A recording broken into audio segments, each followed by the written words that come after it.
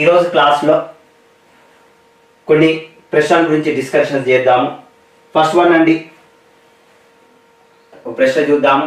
2018-21 సంవత్సరాలు 2021, 2018-21 సంవత్సరాల్లో తెలంగాణ రాష్ట్రంలో అభివృద్ధి మరియు అభివృద్ధియేతర వ్యయము ఎంత కలదు అని ఇచ్చారు. First option 78.1, 21.9%. అంటే అభివృద్ధి వ్యయము ఎంత అండి అంటే 78.1 అని ఇచ్చాడు.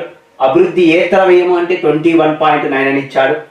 సెకండ్ ఆప్షన్ 68.4 ఇచ్చాడు, 31.6 ఇచ్చాడు. థర్డ్ వన్ 21.9 ఇచ్చాడు, 29.1% అని ఇచ్చాడు. ఫోర్త్ ఆప్షన్లో 62.1%, 38% అని ఇచ్చాడు. ఓకే, ఇందులో అభివృద్ధి మరియు అభివృద్ధి ఏతర వాస్తవానికి లాస్ట్ యూట్యూబ్ క్లాస్లో వచ్చింది. మనకు బడ్జెట్లో అభివృద్ధి వ్యయము, అభివృద్ధి ఏతర వ్యయాలు అనేటువంటివి రెండు రకాలుగా ఉంటాయి. ఓకే, అభివృద్ధి వ్యయము, అభివృద్ధి వ్యయము, అభివృద్ధి వ్యయము అంటే దేనికి సంబంధించింది? ఓకే, సామాజిక సేవలు కనపడతాయి, సామాజిక సేవలు, ఆర్థిక సేవలు అనేటువంటివి కనపడతాయి. ఆర్థిక సేవలు అనేటువంటివి రెండు కూడా కనపడతాయి. సామాజిక సేవలు అంటే ఏంటండి? విద్య, వైద్యము, గృహ నిర్మాణాలు మొదలైనటువంటి వాటిని సామాజిక సేవలు అంటారు. మరి ఆర్థిక సేవలు అంటే ఏంటండి? వ్యవసాయ రంగము, పారిశ్రామిక రంగము మొదలైనటువంటి వాటి మీద ఖర్చు చేయడాన్ని ఆర్థిక పరమైనటువంటి సేవలుగా చెప్పవచ్చు. ఇవి అభివృద్ధి వ్యయం. మరి అభివృద్ధి ఏతర వ్యయములు, అభివృద్ధి ఏతర వ్యయం అంటే ఏంటండి? సాధారణ సేవలు, సాధారణ సేవలు కనపడతాయి మరియు పరిపాలనా సేవలు అనేటువంటివి కనపడతాయి. పరిపాలనా సేవలు అనేటువంటివి కనపడతాయి మనకు అభివృద్ధి ఏతర. అయితే తెలంగాణ రాష్ట్రంలో కనుక చూసుకున్నట్లయితే మనకు అభివృద్ధి వ్యయము 2018 నుండి కూడా 21 మధ్య కాలంలో 28.1% వ్యయం చేస్తే అభివృద్ధి ఏతర వ్యయం మీద 21.9% చేయటం జరిగింది. అదే సందర్భంలో భారతదేశంలో అయితే ఇది తెలంగాణలో అభివృద్ధి ఏతర. మరి ఇండియాలో ఎంత ఖర్చు చేశారు? ఈ మధ్యకాలంలో పోలుస్తూ కూడా అడగటానికి ఛాయిస్ ఉంది. 68.4% అభివృద్ధి వ్యయం మీద ఖర్చు చేస్తే ఇండియాలో అభివృద్ధి ఏతర మీద ఎంత ఖర్చు చేశారండి అంటే 31.6% ఎక్స్పెండిచర్ చేయటం జరిగింది, ఖర్చు చేయటము జరిగిందండి. ఇది first one is the correct answer. Okay, next మరొక ప్రశ్న గురించి డిస్కషన్ చేద్దాం. 2018-21 సంవత్సరాల్లో మొత్తము వ్యయములో అభివృద్ధి వ్యయము శాతము ఆధారంగా క్రింది రాష్ట్రాలను అవరోహణ క్రమంలో అమర్చండి అని ఇచ్చాడు. 2018-21 సంవత్సరాలలో మొత్తము వ్యయములో అభివృద్ధి వ్యయము శాతము ఆధారంగా కింది రాష్ట్రాలను అవరోహణ క్రమంలో పేర్చండి అని ఇచ్చాడు. ఓకే, తెలంగాణ, ఒడిశా, ఛత్తీస్గఢ్, కర్ణాటక అని ఇచ్చాడు. ఆప్షన్స్ లో కనుక చూసుకున్నట్లయితే ఫస్ట్ CBAD అని ఇచ్చాడు. సెకండ్ ఆప్షన్ ABCD అనేటువంటిది ఇచ్చాడు. థర్డ్ ఆప్షన్ లో DCBA అనేటువంటిది ఇచ్చాడు. ఫోర్త్ ఆప్షన్ ABDC అని ఇచ్చాడు. ఓకే, ఇది ఆన్సర్ ఏదండి అంటే fourth one is the correct answer. మనం ఇంతకుముందు చెప్పుకున్నాము, ఇక్కడ అభివృద్ధి వ్యయం గురించి ఇండియాలోనే అత్యధికంగా ఖర్చు చేస్తున్నటువంటి రాష్ట్రం ఏదండి అంటే తెలంగాణ రాష్ట్రం అండి. దాదాపుగా 78.1% ఎక్స్పెండిచర్ చేస్తే, ఒడిశా రాష్ట్రంలో 75.6%, ఛత్తీస్గఢ్లో 75.4%, కర్ణాటకలో కూడా 75.4% అభివృద్ధి వ్యయం గురించి ఖర్చు చేస్తున్నారు. భారతదేశంలో బడ్జెట్లో అభివృద్ధి వ్యయం గురించి ఎక్కువగా ఖర్చు చేస్తున్నటువంటి వ్యయం చేస్తున్నటువంటి రాష్ట్రాల్లో మొదటి స్థానంలో ఉన్నటువంటి రాష్ట్రం ఏది అండి అంటే తెలంగాణ. అవరోహణ క్రమంలో అడిగారు. అతి తక్కువగా చేస్తున్నది ఎవరండి అంటే పంజాబ్ అనేటువంటిది చివరి స్థానంలో రావటం జరిగింది. నెక్స్ట్ వన్ అండి, ఇంకొక ప్రశ్న గురించి డిస్కషన్స్ చేద్దాం.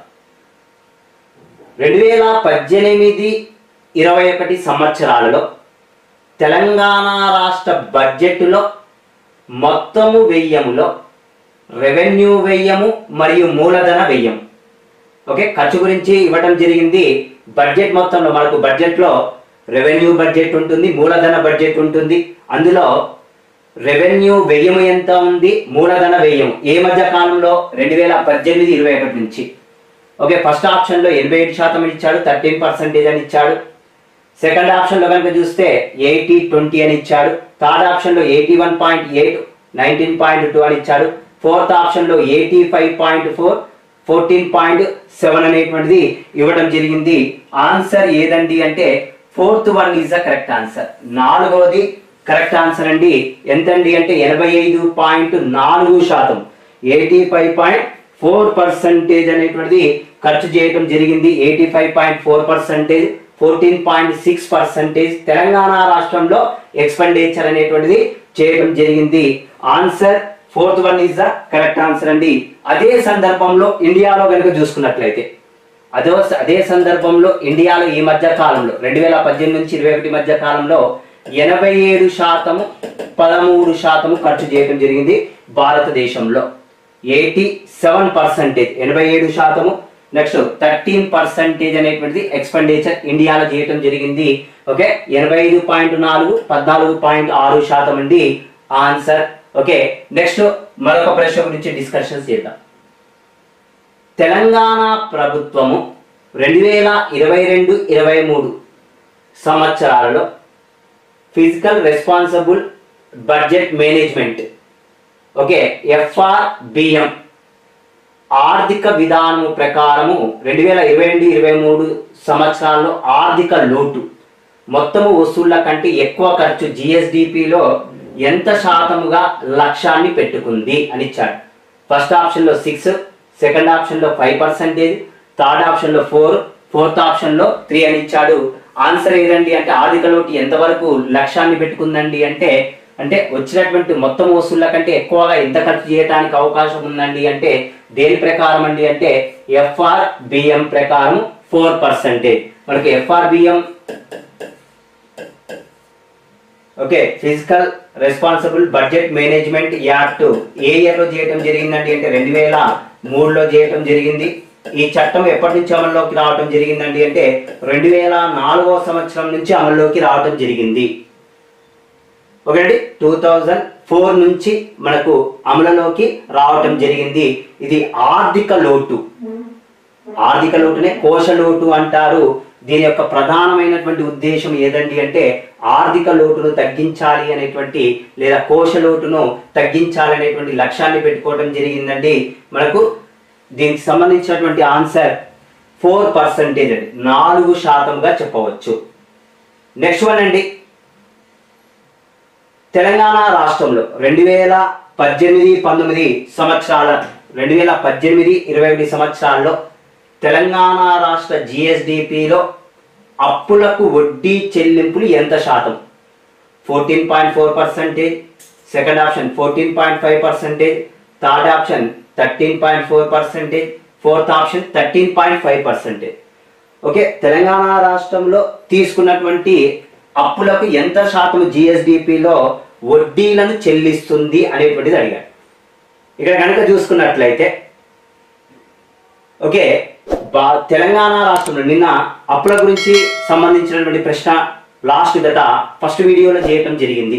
చూడండి, మనకు అప్పులకు సంబంధించినటువంటి దానిలో ఎంత శాతము వడ్డీ చెల్లిస్తున్నామండి అంటే 14.4% తెలంగాణ రాష్ట్రం చెల్లిస్తే ఇది తెలంగాణ రాష్ట్రం ఆన్సర్ ఏమైతుందండి అంటే ఫస్ట్. అదే ఇండియాలో వాళ్ళైతే తీసుకున్నటువంటి అప్పులకు భారతదేశం ఎంత శాతం వడ్డీ చెల్లిస్తుందండి అంటే 14.5% చెల్లిస్తుంది.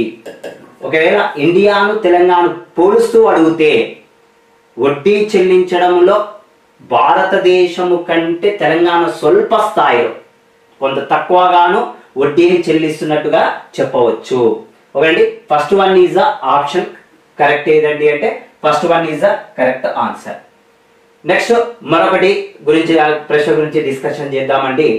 ప్రస్తుత ధరల వద్ద 2022-23 సంవత్సరాలలో తెలంగాణ స్థూల రాష్ట్ర ఉత్పత్తి GSDP gross state domestic product వ్యవసాయము మరియు అనుబంధ రంగాల వాటాను అవరోహణ క్రమంలో పేర్చండి.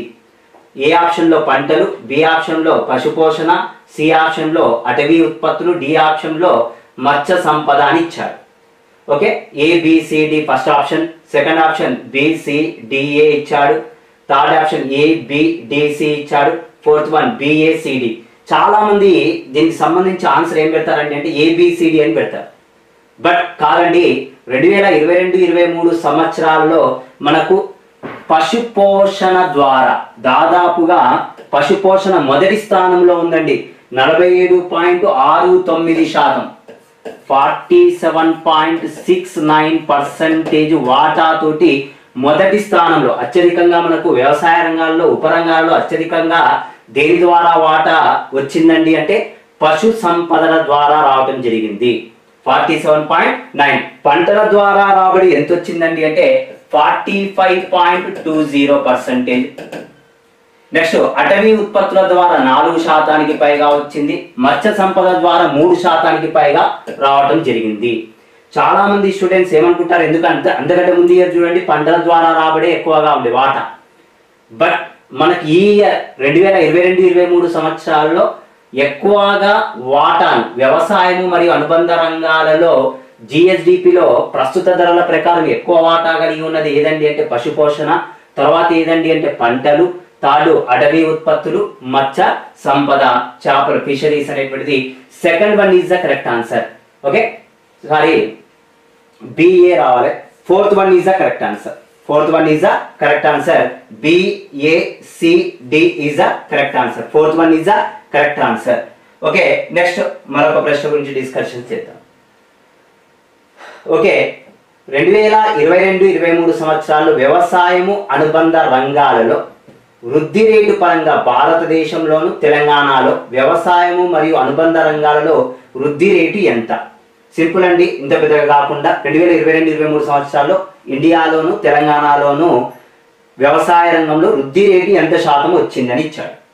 ఓకే అండి, ఇక్కడ వ్యవసాయము మరియు అనుబంధ రంగాల్లో తెలంగాణలో వృద్ధి రేటు ఎంత వచ్చింది, ఇండియాలో ఎంత వచ్చింది? 4 ఆప్షన్లు కనుక చూసుకున్నట్లయితే ఫస్ట్ ఆప్షన్ 11.9, 12.5. అంటే భారతదేశంలో ఎంత ఉందండి అంటే ఇక్కడ 11.9 అని ఇచ్చాడు, 12.5 అని ఇచ్చాడు. నెక్స్ట్ వన్ అండి 10.3 ఇచ్చాడు, 9.7 అనేటువంటిది ఇవ్వడం జరిగింది. 12.5%, 11.9%, 7.5%, 11.9%. సిమిలర్గా కనపడుతున్నాయి ఆన్సర్స్. 1, 3 బాగా కన్ఫ్యూజ్ ఉంది. ఇక్కడ చూడండి, భారతదేశంలో వ్యవసాయ రంగంలో వృద్ధి రేటు ఎంత వచ్చిందండి అంటే 12.5 అయితే 11.9% తెలంగాణలో వచ్చింది. Third one is the correct answer. మూడవది మనకు కరెక్ట్ ఆన్సర్ అండి 12.5%, 12.5% ఎక్కడ రావడం జరిగిందండి వృద్ధి రేట్ అంటే ఇండియాలో వస్తే. తెలంగాణలో 11.9% వ్యవసాయం అనుబంధ రంగాల్లో వృద్ధి రేటు వచ్చింది. అంటే వ్యవసాయ రంగంలో వృద్ధి రేటును కనుక చూసుకున్నట్లయితే ఇండియాతో పోలిస్తే ఇండియాలో వ్యవసాయ రంగ వృద్ధి రేటు ఎక్కువగా వచ్చింది. తెలంగాణలో వృద్ధి రేటు అనేటువంటిది వ్యవసాయం అనుబంధ రంగాల్లో వృద్ధి రేటు తక్కువగా కనపడుతుంది. నెక్స్ట్ వన్ అండి, మరొక ప్రశ్న చూద్దాం. మరొక ప్రశ్న గురించి డిస్కషన్ చేద్దాము. క్రింది వానిలో సరి అయిన వాక్యాలను గుర్తించండి. తెలంగాణ రాష్ట్రంలో నికర సేద్యము విస్తీర్ణము 57.88%. సెకండ్ ఆప్షన్ తెలంగాణ రాష్ట్రం అటవీ విస్తీర్ణము 24.7%. థర్డ్ ఆప్షన్ తెలంగాణ రాష్ట్రంలో వ్యవసాయ ఏతర భూమి విస్తీర్ణము 7.46%. ఫోర్త్ ఆప్షన్ డి ఆప్షన్లో తెలంగాణ రాష్ట్రంలో బీడు భూమి విస్తీర్ణము 5.26% ఇచ్చాడు. సరి అయిన వాక్యాన్ని గుర్తించండి. ఓకే, నికర సేద్య విస్తీర్ణము 52.8, అటవీ విస్తీర్ణము 24.7%, తెలంగాణ రాష్ట్రంలో వ్యవసాయేతర భూమి 7.46%, తెలంగాణ రాష్ట్రంలో బీడు భూమి విస్తీర్ణము 5.26 అని ఇచ్చారు. ఓకే అండి, ఇది ఆప్షన్స్ కనుక చూసుకున్నట్లయితే ఫస్ట్ ఆప్షన్ ఏ మరియు బి మాత్రమే అని ఇచ్చాడు, సెకండ్ ఆప్షన్ బి మరియు డి అని మాత్రం ఇచ్చాడు, థర్డ్ ఆప్షన్ సి మరియు డి అని ఇచ్చాడు, fourth option A B C D అనేటువంటిది ఇవ్వడం జరిగింది. Fourth option is the correct answer. A B C D అనేటువంటిది కరెక్ట్ ఆన్సర్ అండి. Fourth one is the correct answer. 2015-16 సంవత్సరాలలో వ్యవసాయ గణన ప్రకారం భారతదేశంలోను తెలంగాణలో సగటు కమతాల పరిమాణం ఎంత అని ఇచ్చాను. ఓకే, భారతదేశంలో ఎంత ఉందండి అంటే 1.08 హెక్టార్ ఉంటే తెలంగాణలో 1 హెక్టార్ అనేటువంటిది ఉంది. లాస్ట్ ఇంతవరకు ఈ ప్రశ్న వరకు డిస్కషన్స్ చేశామండి. నెక్స్ట్ మరొక ప్రశ్నలోకి డిస్కషన్ చేద్దాము. ఓకే, నెక్స్ట్ వన్ అండి. 2015-16 వ్యవసాయ గణన ప్రకారం సన్నకారు చిన్నకారు కమతాల పరిమాణం ఎంత? 64.60 ఫస్ట్ ఆప్షన్లో. నెక్స్ట్ 20.70 అంటే సన్నకారు ఉపాంత రైతులు, సన్నకారు రైతులే ఉపాంత రైతులు అంటారు, marginal farmers and small farmers. ఎంత పర్సెంటేజ్ అని ఇచ్చారు? 64.60, 20.70, 64.60, 23.70. థర్డ్ ఆప్షన్లో 62.60, 23.70. ఫోర్త్ ఆప్షన్ 65.60, 22.70 అని ఇచ్చాడు. ఓకే, ఇందులో కనుక చూసుకున్నట్లయితే మనకు మొత్తము కమతాల పరిమాణాన్ని ఆధారం చేసుకొని కమతాలను ఉపాంత రైతులు, సన్నకారు రైతులు, ఉపాంత రైతులనే సన్నకారు అంటారు, చిన్నకారు, సెమీ మీడియం, ఓకే, దిగువ మధ్య, మధ్య కమతము, మధ్య రైతులు, పెద్ద రైతులు అని 5 రకాలుగా వర్గీకరణ చేస్తారు. అయితే తెలంగాణ రాష్ట్రంలో మార్జినల్ ఫార్మర్స్ ఉపాంత రైతులు లేదా సన్నకారు రైతులు ఎంత పర్సంటేజ్ ఉన్నారండి అంటే సన్నకారు రైతులు ఎంత పర్సంటేజ్ ఉన్నారండి అంటే సన్నకారు కమతం 64.60% ఉంటే చిన్నకారు కమతాల పరిమాణం చిన్న కమతము ఎంత ఉందండి అంటే 23.70. నెక్స్ట్ సెమీ మీడియం దిగువ మధ్య కమతము రైతులను కనుక చూసుకున్నట్లయితే కమతాల పరిమాణం ఎంత ఉందండి అంటే 9.5% అనేటువంటిది కనపడుతుంది. ఓకే, నెక్స్ట్ మధ్య కమతము అనేటువంటిది ఎంత ఉందండి అంటే మధ్య కమతము కనుక చూసుకున్నట్లయితే 2.1% ఉంది. చివరిగా పెద్ద కమతాల పరిమాణాన్ని కనుక చూసుకున్నట్లయితే జస్ట్ 0.2% అనేటువంటిది తెలంగాణ రాష్ట్రంలో కనపడుతుంది. ఓకే, తెలంగాణలో సగటు కమతాల పరిమాణం ఎంత ఉందండి అంటే కరెక్ట్గా 1 హెక్టార్ ఉంది.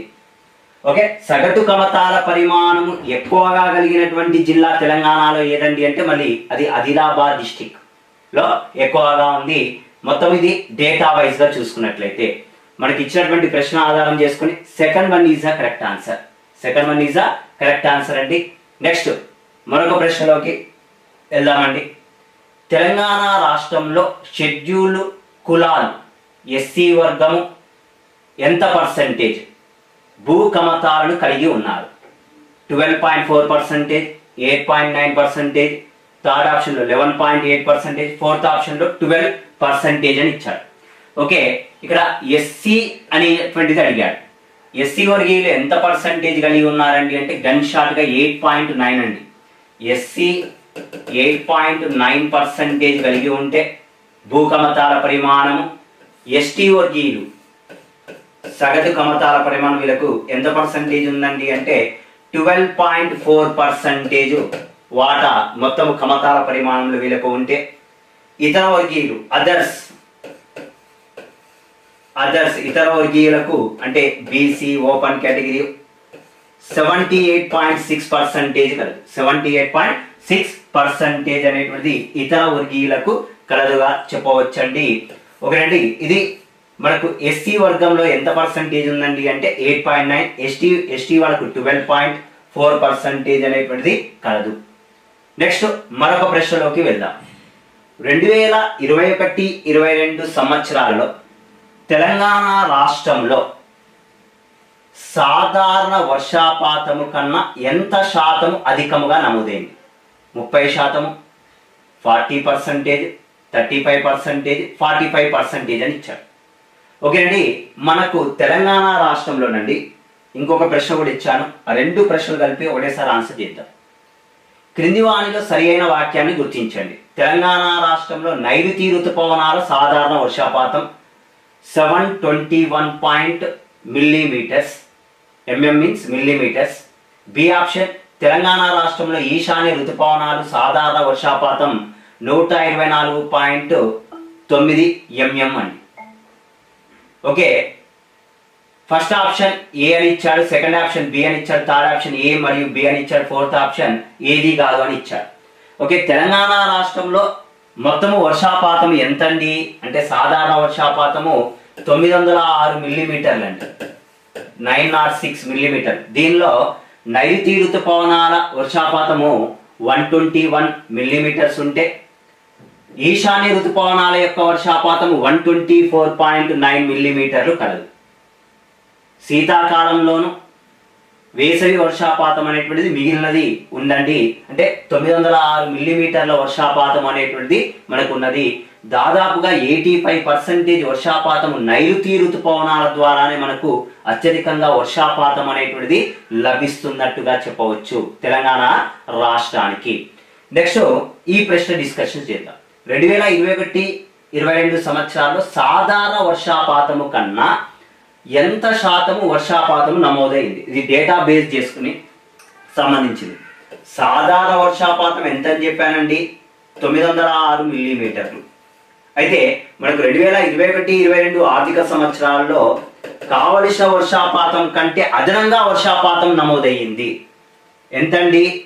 1180 మిల్లీమీటర్ల వర్షపాతం అనేటువంటిది నమోదైంది. 1180 మిల్లీమీటర్ల వర్షపాతం అనేటువంటిది తెలంగాణ రాష్ట్రంలో వర్షపాతముగా నమోదు కావటం జరిగిందండి. అంటే దాదాపుగా ఎంత శాతము వర్షపాతం ఎక్కువగా నమోదయ్యిందండి అంటే 30% అదనంగా, 30% అనేటువంటిది అదనముగా నమోదైనట్టుగా చెప్పవచ్చు. ఓకే, దాదాపుగా మనకు 2021-22 ఆర్థిక సంవత్సరాల్లోనండి ఎంత నైరుతి ఋతుపవనాలు ఎంత పడాలండి అంటే 721 అంటే దాదాపుగా మనకు 1009 మిల్లీమీటర్ల వర్షపాతము నమోదయ్యింది. అంటే నైరుతి ఋతుపవనాల ద్వారా 40% నమోదైతే ఈశాన్య ఋతుపవనాల ద్వారా దాదాపుగా 93 మిల్లీమీటర్ల వర్షపాతం, అంటే లోటు వర్షపాతం వచ్చిందండి -25%. అంటే ఇక్కడ లోటుగా వచ్చినప్పటికీ మనకు ఇతర అంశాల్లో ఎక్కువ వర్షపాతం నమోదు కావడంతో దాదాపుగా ఎంత శాతము అదనంగా వర్షపాతము వచ్చిందండి అంటే 30% అని చెప్పవచ్చు. ఆన్సర్ ఏదండి అంటే 30%. 30% అదనంగా వర్షపాతం అనేటువంటిది నమోదు కావటం జరిగింది. ఓకే, నెక్స్ట్ వన్ అండి, మరొక ప్రశ్న గురించి డిస్కషన్స్ చేద్దాం. తెలంగాణ రాష్ట్రంలో వరి ఉత్పత్తి ఆధారంగా జతపరచండి సంవత్సరము ఉత్పత్తి. 2018-19 సంవత్సరాల్లో ఎంత అని చెప్పాడండి అంటే 2018 and 19 ఇయర్స్లో 100.03 లక్షల మెట్రిక్ టన్నులు.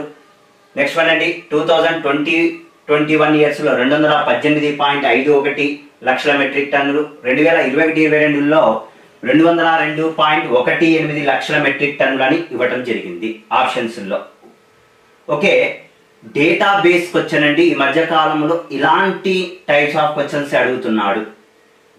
ఓకే, మనకు తెలంగాణ రాష్ట్రంలో కనుక చూసుకున్నట్లయితే 2018-19లో 100.03 లక్షల మెట్రిక్ టన్నుల ఆహారపు ధాన్యాల ఉత్పత్తి జరగగా 2020-21లో 218 వచ్చిందండి. 2021-22లో 202 లక్షల మెట్రిక్ టన్నులు అనేటువంటిది రావటం జరిగింది. First one is the correct answer. Okay, దేనికి దానికి మ్యాచ్ అవుతుందండి. డేటా బేస్ చేసుకొని అడిగినట్లయితే మనకు దేనికి దానికి సంబంధించినటువంటివి అడగటం జరిగింది. నెక్స్ట్ 2021-22 సంవత్సరాలలో తెలంగాణ రాష్ట్రంలో స్థూల సాగు విస్తీర్ణము డాష్ లక్షల ఎకరాలు. 131 ఫస్ట్ ఆప్షన్లో ఇచ్చాడు, సెకండ్ ఆప్షన్ 198 ఇచ్చాడు, థర్డ్ ఆప్షన్ 141 ఇచ్చాడు, ఫోర్త్ ఆప్షన్ 188 లక్షల ఎకరాలు అనేటువంటిది ఇచ్చాడు. ఇక్కడ కనుక చూసుకున్నట్లయితే 2021-22 ఆర్థిక సంవత్సరాలు 2021-22 ఇయర్స్లో మనకు 198 లక్షల ఎకరాలలో సాగు విస్తీర్ణం, స్థూల సాగు విస్తీర్ణం అనేటువంటిది జరిగింది. మనకు తెలంగాణ రాష్ట్రం ఏర్పడినప్పుడు అండి 2014-15 ఆర్థిక సంవత్సరాల్లో స్థూల సాగు విస్తీర్ణము 131 లక్షల ఎకరాల భూమి ఉండగా ఇప్పుడు ప్రస్తుతానికి పెరిగిందండి 2021-22 ఆర్థిక సంవత్సరాల నాటికి 2021-22 ఇయర్స్ నాటికి ఎంత పెరిగిందండి అంటే 198 లక్షల ఎకరాలకు పెరగటం జరిగింది. టోటల్గా ఎంత పర్సంటేజ్ పెరిగిందండి అంటే 51% మనకు స్థూల విస్తీర్ణము అనేటువంటిది 51% పెరిగినట్లుగా గమనించవచ్చు. ఓకేనండి, ఇది కూడా డేటా బేస్ సంబంధించినటువంటి ప్రశ్న అండి. నెక్స్ట్ మరొక ప్రశ్న గురించి డిస్కషన్స్ చేద్దాం. తెలంగాణ రాష్ట్రంలో వానాకాలంలో మన తెలంగాణలో వానాకాలము యాసంగి అని పిలుస్తామండి. ఖరీఫ్ మరియు రబీలను, ఖరీఫ్ను వానాకాలమని, రబీని యాసంగి అని పిలుస్తాము. తెలంగాణ రాష్ట్రంలో వానాకాలంలో అతి ప్రధానమైనటువంటి 5 పంటలు ఏవి అని ఇచ్చాడు. ఓకే, దీనిలో కనుక చూసుకున్నట్లయితే ఆప్షన్స్లో కనుక చూసుకున్నట్లయితే వరి, పత్తి, మొక్కజొన్న, కంది, సోయాబీన్ అని ఇచ్చాడు. సెకండ్ ఆప్షన్ వరి, పత్తి, మొక్కజొన్న, నువ్వులు, సోయాబీన్ అనేటువంటిది ఇచ్చాడు. ఓకే, థర్డ్ ఆప్షన్లో వరి, పత్తి, మొక్కజొన్న, నువ్వులు, సోయాబీన్ అనేటువంటిది ఇచ్చాడు. ఫోర్త్ ఆప్షన్ కనుక చూసుకున్నట్లయితే వరి, పత్తి, మొక్కజొన్న, వేరుశనగ, కంది. ఇక్కడ కనుక చూసుకున్నట్లయితే నువ్వులు అనేటువంటిది ఖరీఫ్ సీజన్లో అసలు పండియరండి, వానాకాలంలో పండియరు. ఈ 2 ఆప్షన్స్ అనేటువంటివి అసలు ఉండటానికి అవకాశం కూడా లేదు. మనకు తెలంగాణలో అతి ప్రధానమైనటువంటి పంటలు ఏవండి వానాకాలంలో అంటే వరి, పత్తి, మొక్కజొన్న, కంది, soybean. First one is the correct answer అండి. నెక్స్ట్ ఇప్పుడు వానాకాలం గురించి చూసాం, ఇప్పుడు యాసంగి పంటలను చూద్దాం. యాసంగి పంటలను గురించి డిస్కషన్ చేద్దాం. తెలంగాణ రాష్ట్రంలో యాసంగి అంటే రబీ సీజన్లో అతి ప్రధానమైనటువంటి 5 పంటలు ఏవి అని ఇచ్చాడు. వరి, మొక్కజొన్న, పత్తి, వేరుశనగ, నువ్వులు. సెకండ్ ఆప్షన్ వరి, జొన్నలు, పత్తి, వేరుశనగ, నువ్వులు. థర్డ్ ఆప్షన్ జొన్నలు, పత్తి, వరి, వేరుశనగ, నువ్వులు. ఫోర్త్ ఆప్షన్ వరి, మొక్కజొన్న, వేరుశనగ, శనగలు, నువ్వులు అని ఇచ్చాడు. ఓకే, ఇక్కడ కామన్ పాయింట్ ఒకటి చూడండి, పత్తి కేవలం ఖరీఫ్ సీజన్లోనే ఉంటుంది. ఒక పాయింట్ అబ్జర్వ్ చేసుకోండి, వానాకాలంలో మాత్రమే పండిస్తారు, రబీలో పత్తి పంట అనేటువంటిది లేదు. కాబట్టి 3 ఆప్షన్స్ కాదు, టెక్నికల్గా కొద్దిగా ఆలోచన చేయండి. ఓకే, మనము చదివినట్టుగా ఇచ్చేటువంటి ప్రశ్నలు ఉండవు. మనం దాన్ని ఎడిటింగ్ చేసేటువంటి విధానం, వాటిని ఎడిట్ చేసేటువంటి విధానం నేర్చుకుంటేనే సక్సెస్ఫుల్ అవుతాము. Fourth one is the correct answer. తెలంగాణలో యాసంగిలో వరి, మొక్కజొన్న, వేరుశనగ, శనగలు, నువ్వులు అనేటువంటివి అతి ప్రధానమైనటువంటి పంటలుగా చెప్పవచ్చు, 5 పంటలుగా చెప్పవచ్చు. నెక్స్ట్ మరొక ప్రశ్న గురించి చూద్దాం. 2021-22 సంవత్సరాల్లో వరి సాగు విస్తీర్ణము డాష్ లక్షల ఎకరాలు అని ఇవ్వడం జరిగిందండి. 95 లక్షల ఎకరాలు, సెకండ్ వన్ 96 లక్షల ఎకరాలు, థర్డ్ వన్ 97 లక్షల ఎకరాలు, ఫోర్త్ వన్ 98 లక్షల ఎకరాలు అనేటువంటిది ఇవ్వటం జరిగింది. వాస్తవానికి మనకు తెలంగాణ రాష్ట్రం ఏర్పడినప్పుడు అండి 2014-15 ఆర్థిక సంవత్సరాలలో వరి సాగు విస్తీర్ణము 35 లక్షల ఎకరాలు అనేటువంటిది ఉండటం జరిగింది. అయితే 2021-22 నాటికి ఇది వరి పంటలో సాగు విస్తీర్ణము 98.46 సాగు విస్తీర్ణము అనేటువంటిది జరిగింది. Option fourth one is the correct answer. దాదాపుగా ఎంత పర్సంటేజ్ పెరిగిందండి అంటే 180%. వరి సాగు విస్తీర్ణము ఎక్కువగా పెరిగింది 180%. అందుకే మనము ఆహారపు ధాన్యాలను ఎఫ్సిఐకి సరఫరా చేయడం ఎక్కువగా జరుగుతుంది. ప్రస్తుతానికి మనము పంజాబ్ తర్వాత 2వ స్థానంలో కూడా ఉన్నాము. మన కాడ మిగులు ఉత్పత్తి అనేటువంటిది రావడంతో ఆ మిగులు ఉత్పత్తిని ఇతర రాష్ట్రాలతో పాటు ఎఫ్సిఐ కూడా పంపించడం జరుగుతుందండి. మనము ఎంత అండి అంటే మనకి 2021-22 సంవత్సరాల్లో 98 లక్షల ఎకరాలలో మొత్తం సాగు విస్తీర్ణం, వరి సాగు విస్తీర్ణం అనేటువంటిది కలదు. ఓకే, నెక్స్ట్ వన్ మరొక ప్రశ్న గురించి చూద్దాం. 2021-22 సంవత్సరాల్లో పత్తి సాగు విస్తీర్ణము ఎన్ని లక్షల ఎకరాలు అని ఇచ్చాడు. ఓకేనండి, 45 లక్షల ఎకరాలు, second option 46, third option 47, fourth option 48 అని ఇవ్వటం జరిగింది. ఓకే, పత్తి సాగు విస్తీర్ణం కనుక చూసుకున్నట్లయితే, పత్తి పంటలో సాగు విస్తీర్ణం కనుక చూసుకున్నట్లయితే 47 లక్షల ఎకరాలు అండి. దాదాపుగా మనకు రాష్ట్రం ఏర్పడినప్పుడు 2014-15 ఆర్థిక సంవత్సరాలలో సాగు విస్తీర్ణం ఎంత ఉండేనండి తెలంగాణలో? ఏ పంటలో? పత్తి సాగు. పత్తి పంటలో సాగు విస్తీర్ణం కనుక చూసుకున్నట్లయితే 42 లక్షల ఎకరాలు అనేటువంటిది ఉంది. 2022 నాటికి 2022-23 ఆర్థిక సంవత్సరాల నాటికి సాగు విస్తీర్ణం అనేటువంటిది ఎంత పెరిగిందండి అంటే 47 లక్షల ఎకరాలు. దాదాపుగా పత్తి పంటలో 12% అనేటువంటిది వృద్ధి రేటు అనేటువంటిది ఎక్కువగా సాధించినట్లుగా చెప్పవచ్చు. Third one is the correct answer. మూడవది కరెక్ట్ ఆన్సర్ గా చెప్పవచ్చు. నెక్స్ట్ మరొక ప్రశ్న గురించి డిస్కషన్ చేద్దామండి.